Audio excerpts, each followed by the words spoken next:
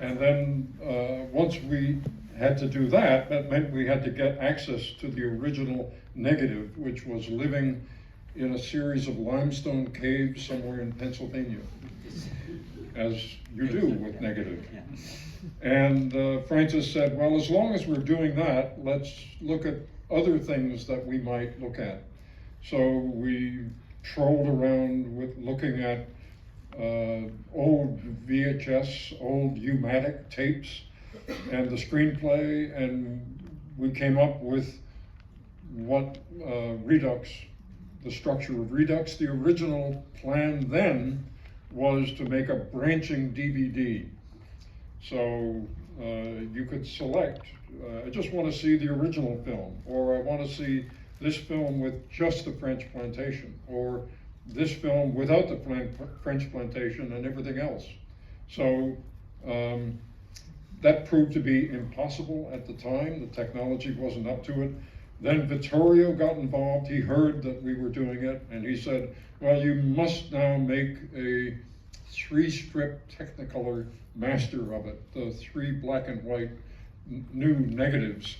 And so it grew from basically just a director's version with a commentary and this extra scene into Redux. And sometime, whenever it was, 5 or 6 years ago, Francis was looking at the Redux version, and he suddenly thought, I'm going to make it shorter. So it was the original film from 1979, then Redux in the year 2000, and then it came back to this. He did this all himself with another editor working with him. I was in London working on Taghi Amirani's film Coup 53, so I was not available. But when they got it to a certain point, they sent it, the mix to me, and I listened to it at Dolby, and I thought, yes, this is fine. But there was a strange decision, I thought, in the very last reel, where the Willard, after killing Kurtz, Willard came out of the temple and stood for a moment and then threw down his machete. And I suddenly thought, this is wrong. We need to restore back that moment where all of the people kneel down to him. So he is being offered the whatever it is, the kingship. And so I phoned Francis and said, Francis, you've got to put that scene back. And he said, well, okay, why? And I explained. And he said, well, I just thought it's near the end of the film. We just have to keep it going. And I, stuck with my point, and he restored it. So that was my one interjection with this version of the film. It's a good interjection. Now, you would have been in our antechamber, but I asked the audience how many were seeing the film in any version for the first time on the big screen, and there was quite a high number. Now, I'm imagining what it's going to be like for the first time seeing a sequence like The Ride of the Valkyries. Now, I wonder, if there's a sequence that you'd like to particularly talk about. For me, that sequence is so special because as somebody that works across sound design, sound editing, and editing, it's such an immersive experience. It feels like the perfect combination of sound and image. Is that a sequence that stands out for you, or is there another sequence that you'd like to? Yeah, the whole beginning of the film was the so-called the nightmare of Willard in his hotel room was a very free-form thing. And when I joined the film, I had been in London working on Fred Zinnemann's film Julia.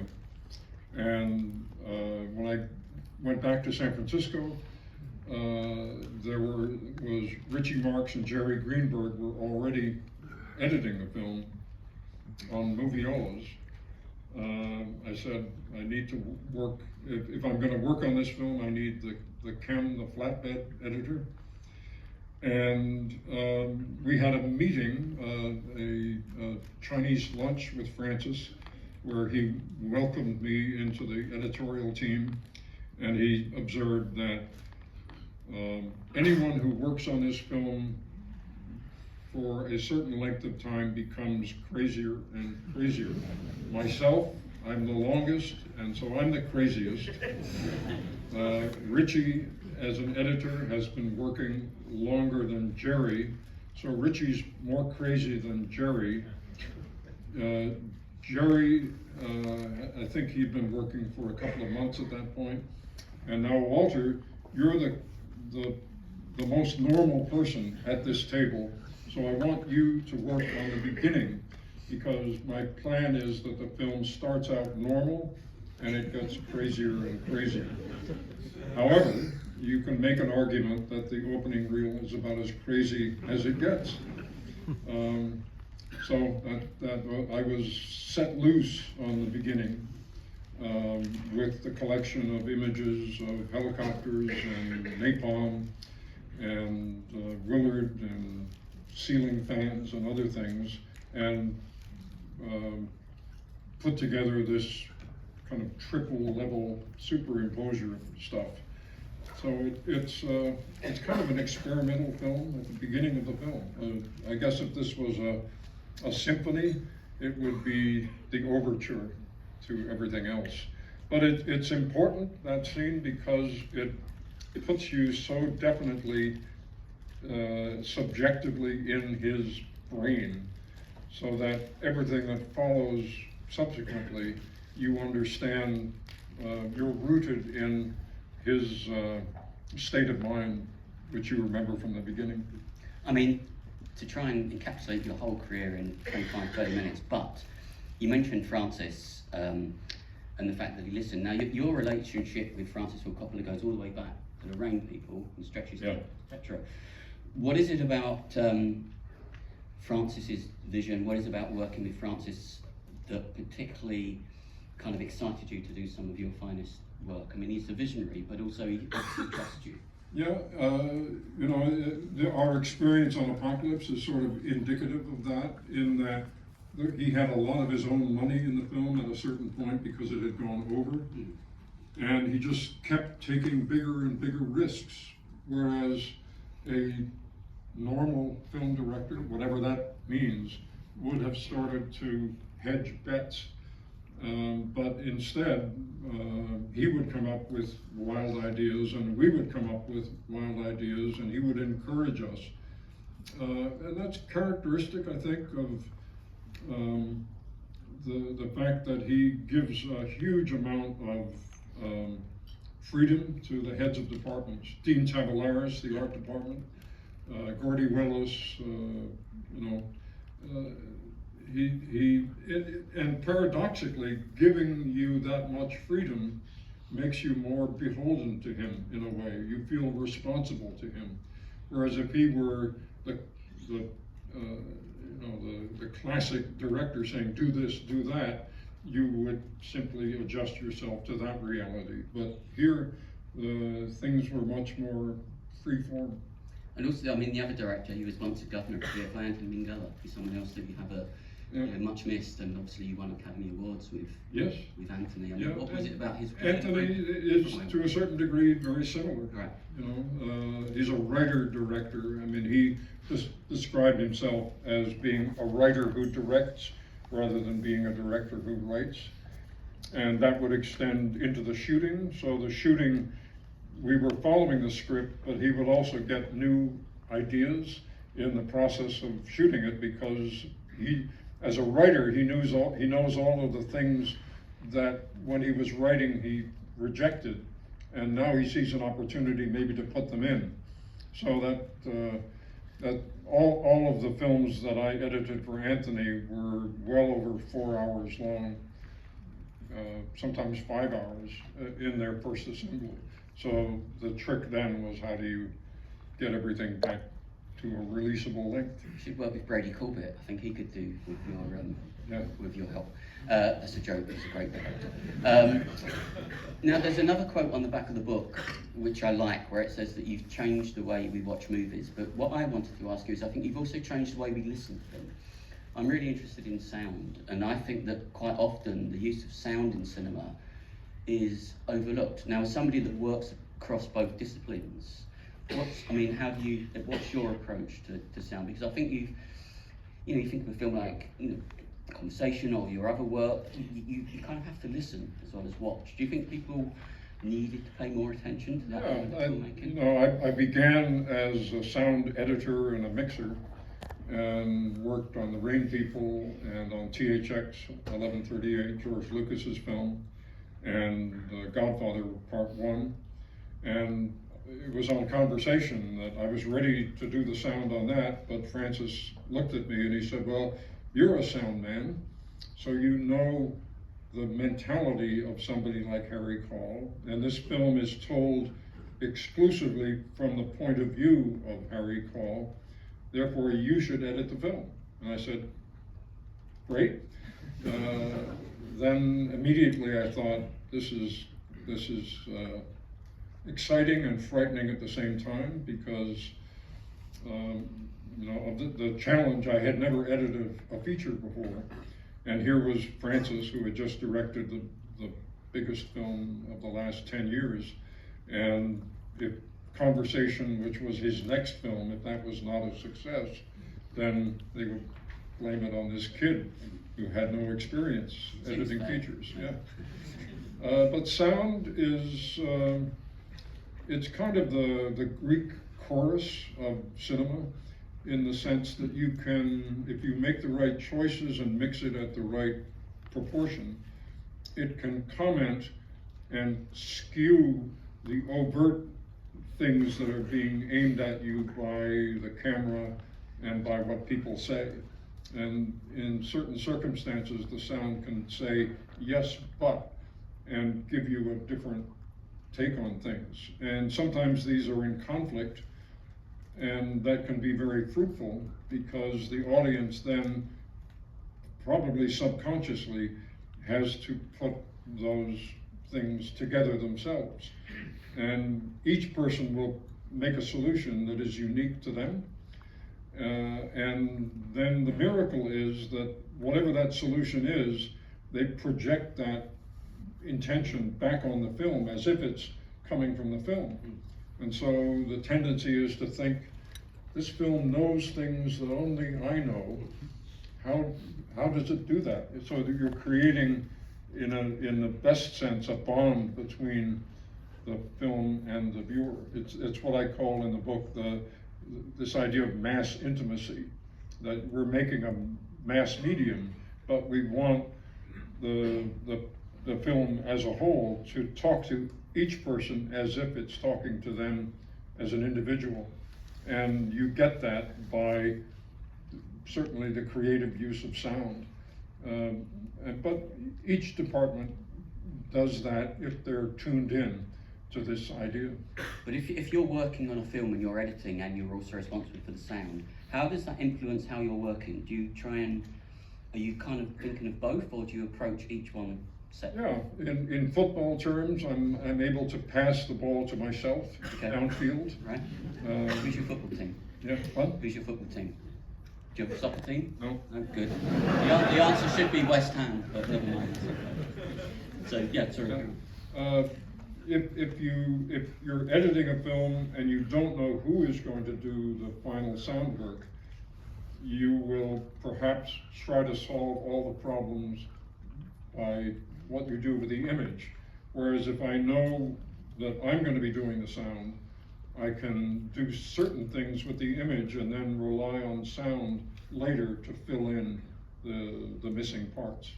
Now, I read an interview with you where you said that, growing up, you watched films, and then you watched a film which made you change how you understood how films were put together, and that film was Seven Seal Bergman. Do you remember saying this, and do you remember what it was about that film? You said it made you think about who had made it. What was it about that I film? mean, I wasn't an obsessive film goer, but I was growing up in New York, Manhattan, and I went to, I don't know, maybe a film every 3 weeks or something. And The Seventh Seal came out in the late 50s, and I'd heard about it, and there was something about it that intrigued me, and so I went to an art house theater that was showing it, the Thalia Theater near Broadway, and I sat in the audience by myself, and at the end of the film, I came out with this idea that somebody made that film. And that had never occurred to me before in exactly that same way. I knew people made movies, but I had no idea how they did it. But Bergman's personality was so strong on that film that it occurred to me that a human being with a vision made this film, and kind of the sequence of that is, well, you're a person, you could make a film. I didn't go that far at that point. I was 15 at the time, but the seed of that was planted by The Seventh Seal. It's a great one to pick as an influence. I'm going to ask you two final questions, then we should let people watch the film. As I said, a lot of people here are seeing it for the first time. There will be people that will have seen it multiple times. Is there anything that you would suggest people maybe look out for, that they might, like a moment that they may not notice, that you'd like them to, because we're going to quiz them afterwards. No, I mean, is there something you'd like to say, okay, look out for this, but maybe only an editor who works a peculiarity of the way Francis directed one of the scenes is, I've never heard any commentary on it, but it's the so-called briefing scene where Willard meets with the general and a CIA officer, and Harrison Ford, who plays a lieutenant, and he is given the mission to terminate Colonel Kurtz's command. But when the general or the CIA guy or Harrison talk to Willard, they are looking at the camera. When you cut to Willard, he's looking to camera left. Okay. And so grammatically, according to the normal way of things, that shouldn't work. But it does work, and you understand that, and this is the mystery, when the general looks at the camera, you know he is looking at Willard, and yet when Willard looks to the left, you know he's looking at them. And it's only at the end of the scene where Willard has accepted the mission and he's offered a cigarette, and he leans back in the chair, and now he looks at the camera, and we understand that he is looking at us. So that's amazing. You know, the whole idea is generally actors should never look at the camera, and here there's this very complex situation being set up.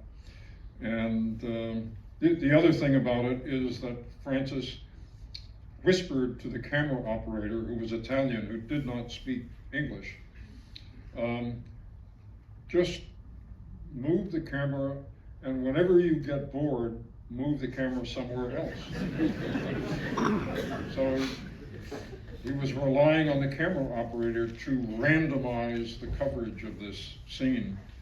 And as a result, none of the actors knew that this was their close-up, because right in the middle of giving a line of dialogue, they see the camera panning off them to the window or just one of the other actors. So it put them on edge as actors, and they could never settle into, I'm performing for my close-up now. They were always on edge as a result. And it's one of the hidden springs that makes that scene work. Nicholas Roeg used to do a similar thing, used to have the similar technique. Okay, I'm just going to ask you, I mean, you've written before for Faber, Walter Donahue, the great Walter Donahue, you work with a lot. I've started to dip into this book, and the thing that struck me is it's very enlightening, it's not too technical, it's very accessible. You know, you can read it, you don't have to be a... Did you want to make sure that you know, new movies, but it was also for someone to find their way into movies. So I think it's a real key to write something which is illuminating but also accessible. I mean, there are little nuts and bolts in there, some technical stuff. But yeah, the design was just to talk about the phenomenology of film. You know, what is it that we're doing and how do we do it? How do we achieve these results? What is still mysterious to us? And a lot is still very mysterious about cinema. Well, I can tell you that Alfonso Cuarón is a fan, Joel Cohen is a fan, Guillermo del Toro is a fan. So it's good enough for them. All right. It's good enough for us. So suddenly something clicked. It's published by Faber and Faber tomorrow. Actually, we had some stock here, but it all went. But we'll probably be stocking it again. You're in for a treat. It's a long film, so we should let you get on with it. But let's have a huge round of applause for one of the greats.